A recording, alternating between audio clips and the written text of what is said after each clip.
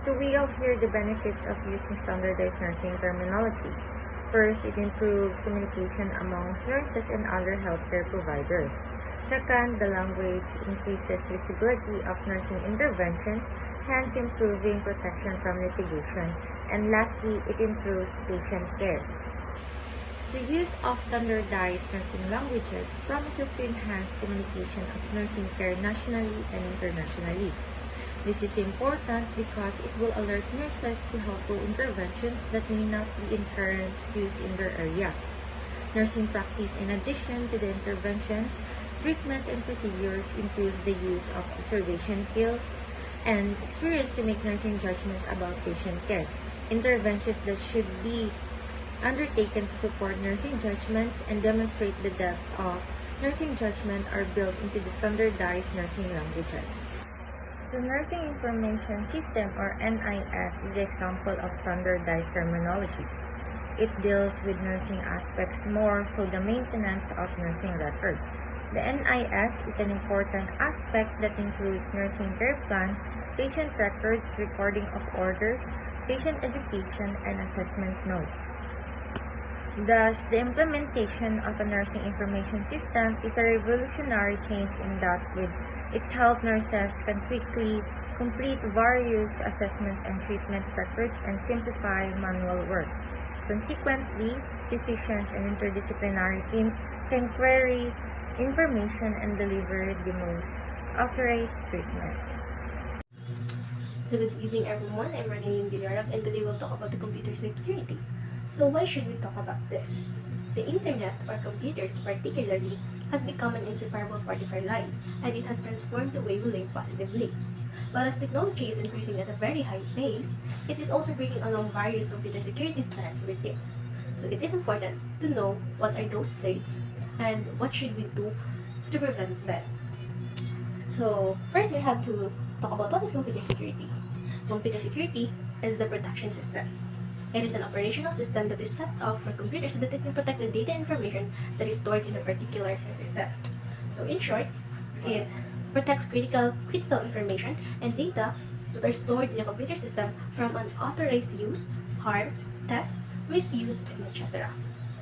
We will know about these computer security threats, issues, and vulnerabilities. So we have these major types. First, we have the computer viruses. A computer virus is a program that can cause a malfunction in your computer system and it is installed without the permission or knowledge of the user. So, i-install yan ng hacker sa inyong computer system and just like the human virus, it has the ability to multiply itself, and once na mag-multiply na, it can very well corrupt your sensitive information that is stored in your computer system, and this virus can cause severe harm to your computer system and worse, can make it unusable. If you're familiar with the I Love You virus by Ronaldo Guzman, that was one example of it. Next, we have the computer worms. So, a computer worm has a similar process of replicating itself just like a computer virus. But the computer worms can corrupt the files in your computer system. It can use all the storage space in your hard disk, slows down the speed of computer system, and can create malfunctioning for your computer resources. It can also modify or delete existing file and documents in your computer system. So, computer worm has the ability, or it is capable of stealing information so that it can provide access to the hacker to get into your system without your knowledge. Next, we have the phishing. So, phishing is a type of cybercrime that mainly exists in the form of a text message, email, telecommunication, or any other form of communication to the user for that matter. They try to see personal information such as accounts, password, OTP, bank details, and etc. So, again, as what I mentioned earlier, yung I Love You virus by Ronaldo Guzman, it is a type of phishing cybercrime and also a type of virus.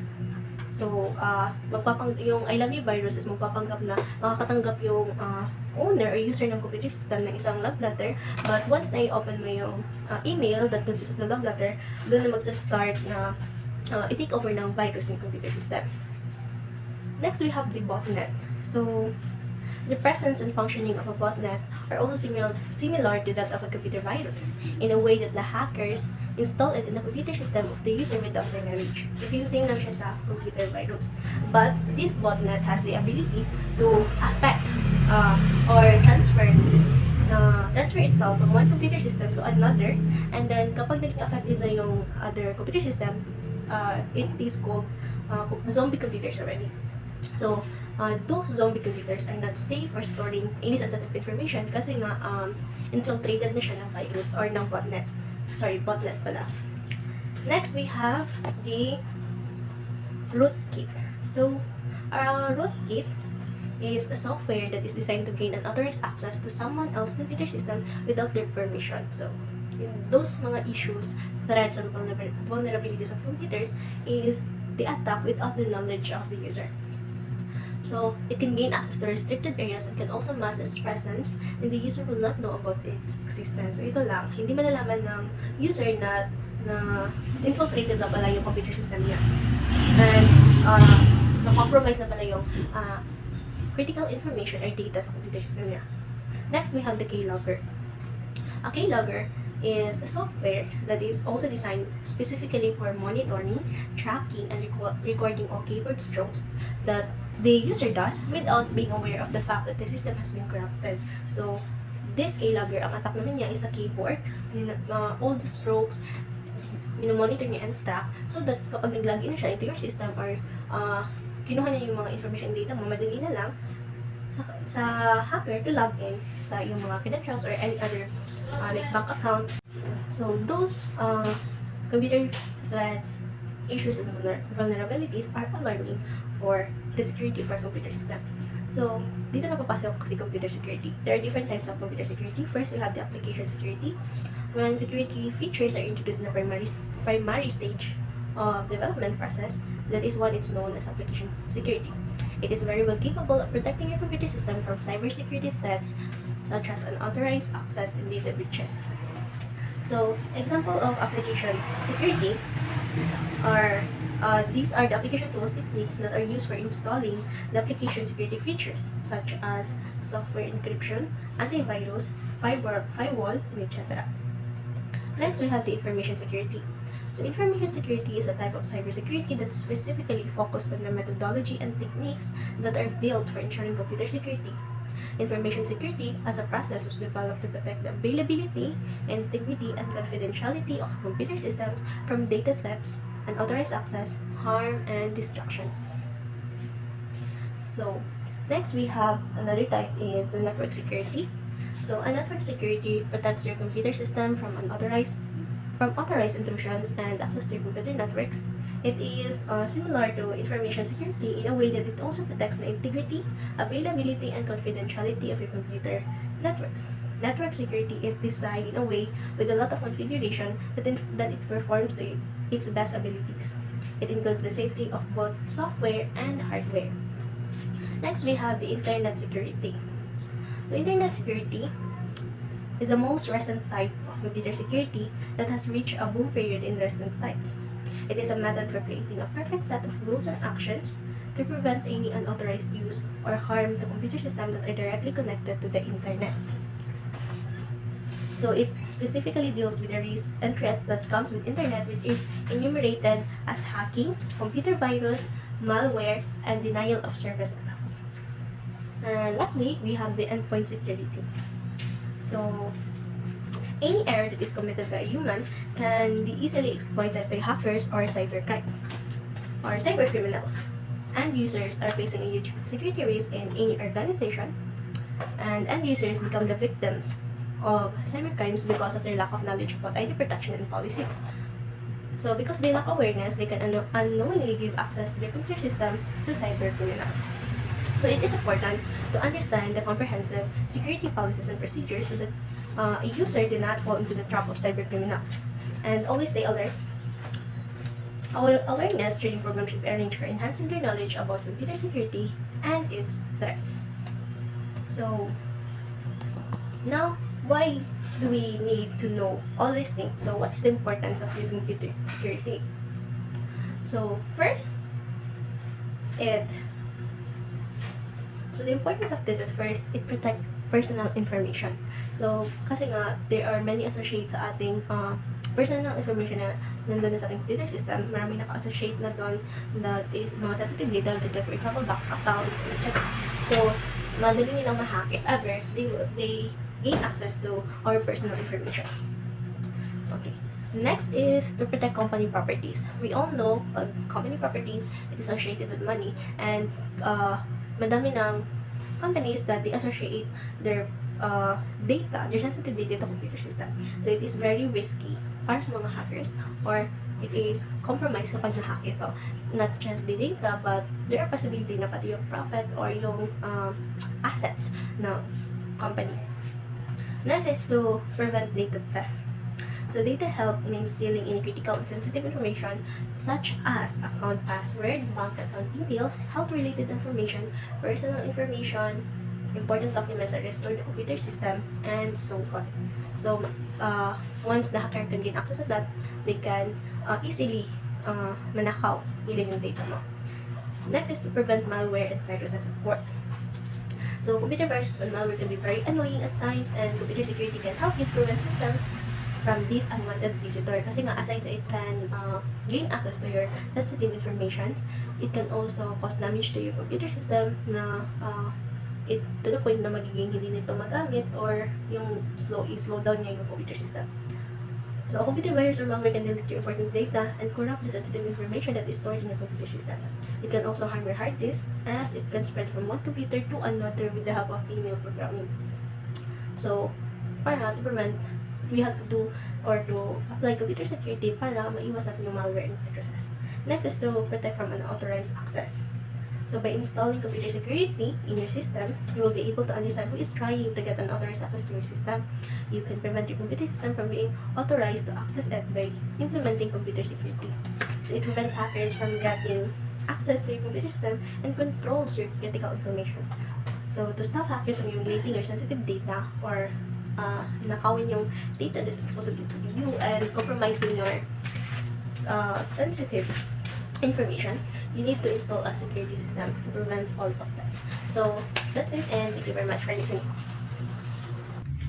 So hello everyone, I am Jasper Palan, and today I will going to discuss about the ethical and the privacy. So the ethical and the privacy, which is a crucial topic in today's digital age. When it comes to privacy, it's important to be mindful of the information we share online and to protect our personal data, of course. And on the other hand, ethics play a significant role in guiding our behavior, our decisions, so that ensuring that we act in the responsible and fair manner towards others. So it is essential to consider both privacy and ethics in our actions to maintain a respectful and secure online environment. I have here the dilemmas of privacy, so that I will discuss what is all about the dilemmas of privacy and what it is. So, and dilemmas privacy, it states that it is an individual's routinely share personal information through numerous online channels into this interconnected environment. So, as we observe sa panahon karon nato is nga na juta we connected very much sa SOCMED. So, social media platforms, online commerce, and mobile applications have all become commonplace in our daily lives. So, since this was the reality in today's generations of course, we need to know how to protect our privacy in online. So I will going to discuss only some important matters that we help as a user to protect our privacy in online. So first, we will be cautious with the information that we shared online, especially on social media platforms. So second, enable two-factor authentication for an added layer of security. Third, regularly update your password and use strong unique ones in each account. So lastly, utilize a reputable virtual private network or the VPN to encrypt your internet connection and keep your data secure. By implementing these strategies, we can safeguard our online privacy and we reduce the risk of cyber threats. So as we observe ning ani naman jud ang ato ang panahon karon, makita nato ni siya tanan sa Facebook, sa bisan unsa na app. So now we're moving on the implications. So when we talk about ethical implications, we're diving into the consequences of our actions and our decisions and various stakeholders. It's all about considering what is right and what is wrong, fair or unfair, and how our choices can impact others. To understanding an ethical implication of our actions help us make responsible decisions and navigate a complex situation with integrity. So we have here first the informed consent. We will discuss very short about the informed consent. So informed consent is a core ethical concept is obtaining informed consent. Users must be aware of how their data will be collected, will be utilized, and will be shared. So, sa transparency naman, we have the transparency. It is ethical practices demand from organizations in how they handle user data. Users should have access to information about data collections practices and the purposes, of course, of the data usage and the entities with whom the data is shared. Then, we have here also the algorithmic bias. So algorithms, machine learning models play an also increasingly influential role in shaping our digital experiences. However, biases embedded in these algorithms can perpetuate discrimination, inequality, and privacy violations. So sa surveillance and government intervention, the rise to surveillance technologies and government monitoring how raise concerns about individual privacy and civil liberty. So I guess that would be all on my part. Then I will let Mr. Thomas to continue our topic on the next slide, since we both assigned on this topic that we discussed. So thank you. User empowerment. Empowering users to inform decisions about their privacy is essential. Organizations should provide user-friendly interfaces, clear privacy options, and easily accessible information about data practices. So, user empowerment refers to giving users the tool, information, and control they need to make informed decisions about their privacy. This includes providing user-friendly interfaces, clear privacy options, and easily accessible information about how their data is collected, used, and stored by organizations. Essentially, it's about putting users in the driver's seat when it comes to managing their own privacy. Next is privacy by design. Privacy considerations should be integrated into the design and develop of digital products and services from the outset. By implementing privacy-enhancing technologies and practices, organization can minimize the risk of data breaches and privacy violations.